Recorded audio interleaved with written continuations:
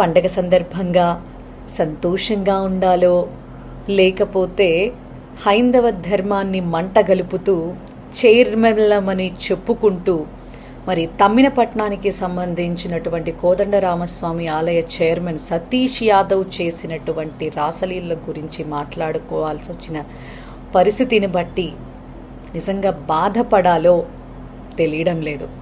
జరభద్రం ఆంధ్రప్రదేశ్ అని గొంతెత్తి చెప్పాలనుంది.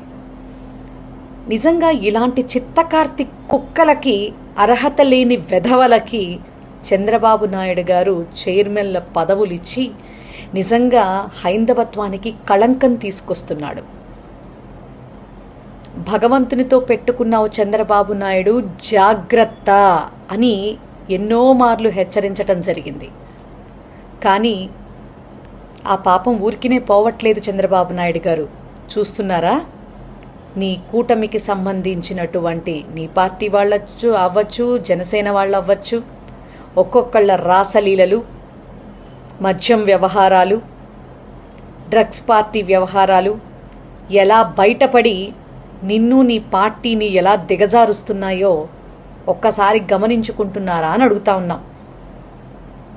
ఆ బిఆర్ నాయుడుని ఎప్పుడైతే ఆయన గారి వీడియోలు బయటకు వచ్చినప్పుడే చెప్పు తీసుకొట్టినట్టుగా నువ్వు గనక ఆయన్ని గనక బర్తరఫ్ చేసుంటే చైర్మన్ పదవి నుంచి, ఈ రోజున ఈ చైర్మన్ ఇంత ధైర్యం చేసేవాడా అని నిన్ను ప్రశ్నిస్తూ ఉన్నాం.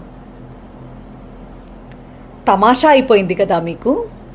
ప్రజలు అధికారం ఇచ్చి మమ్మల్ని, మా భవిష్యత్తుని కాపాడండి అని నిన్ను నమ్మి మరి ఒకసారి నీకు అవకాశం ఇస్తే భగవంతుడి ప్రతిష్టలు సైతం దిగజారుస్తూ ఇచ్చిన మాట ఏదీ కూడా నిలబెట్టుకోకుండా ప్రజల్ని, మహిళల్ని గాలి కొదిలేసి, ప్రభుత్వాన్ని గాలి కొదిలేసి, ప్రజా భద్రతని గాలి కొదిలేసి ఈ రకంగా అధికారం ఉంది కదా అన్న మదంతో నీ వాళ్ళు కుక్కల్లాగా ప్రవర్తిస్తున్నా కూడా ధృతరాష్ట్రుళ్ళ కళ్ళ గంతలు కట్టుకొని రాష్ట్రాన్ని పాలిస్తూ ఉన్నావు.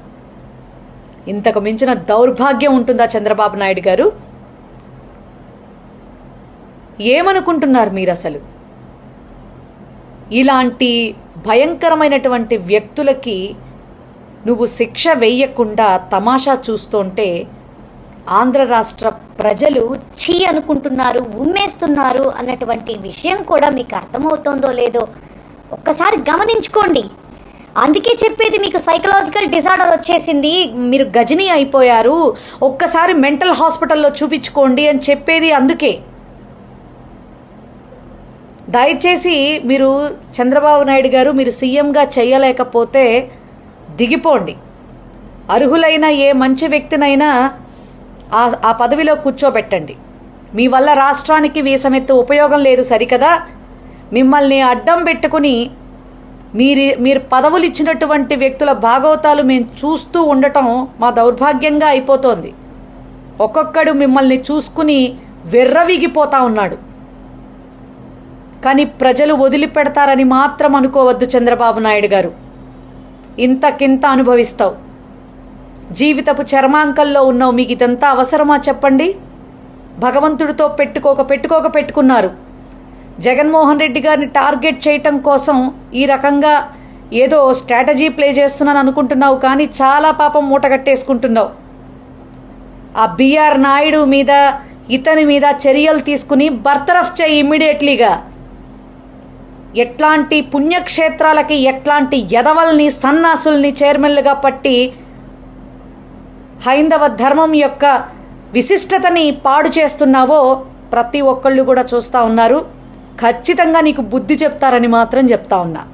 నువ్వు ఇమ్మీడియట్లీగా గనక ఆ బిఆర్ నాయుడుని, ఇతన్ని కోదండరామ ఆలయ చైర్మన్ సతీష్ యాదవ్ని, ఇద్దరినీ కూడా నువ్వు బర్తరఫ్ చేసి నీ చిత్తశుద్ధిని కాపాడుకో.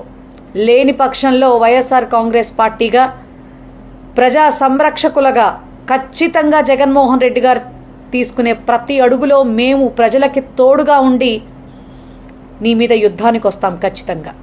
గుర్తుపెట్టుకోండి. అలాగే నాయకులు ఎలా కామాంధులుగా మారే మహిళల జీవితాలతో ఆడుకుంటున్నారో మనందరం చూస్తూనే ఉన్నాము.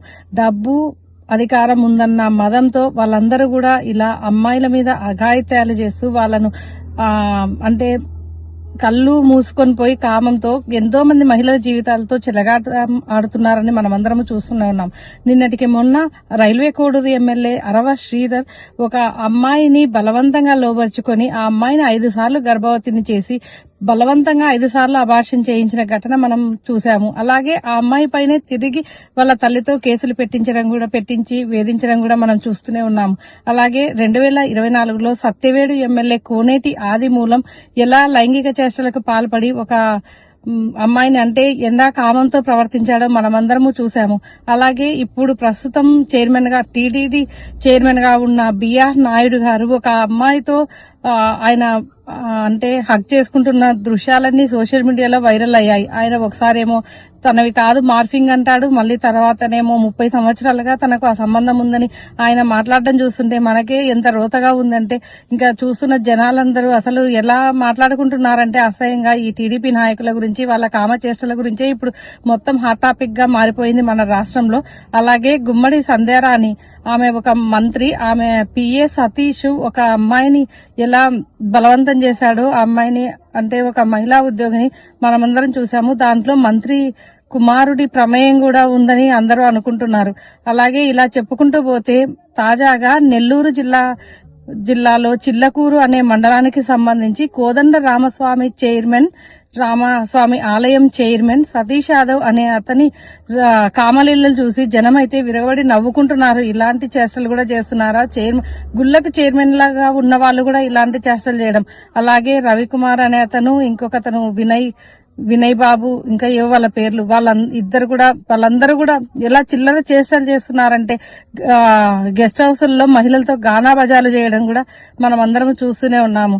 చంద్రబాబు నాయుడు గారి కూటమి ప్రభుత్వము అలాగే వారికి మద్దతు ఇస్తున్న ఈ జనసేన పవన్ కళ్యాణ్ గారైతే ఏమి, చంద్రబాబు నాయుడు గారైతే ఏమి, అలాగే మహిళగా ఉన్న హోంమంత్రి అనిత గారైతే ఏమి, వీళ్ళెవరూ కూడా ఇవన్నీ పట్టనట్టుగా అంటే వాళ్ళ ఎమ్మెల్యేలు గాని వాళ్ళ నాయకులు గాని చేస్తున్న ఈ అరాజకాలన్నీ కూడా వాళ్ళు అసలు పట్టించుకోవడం లేదు.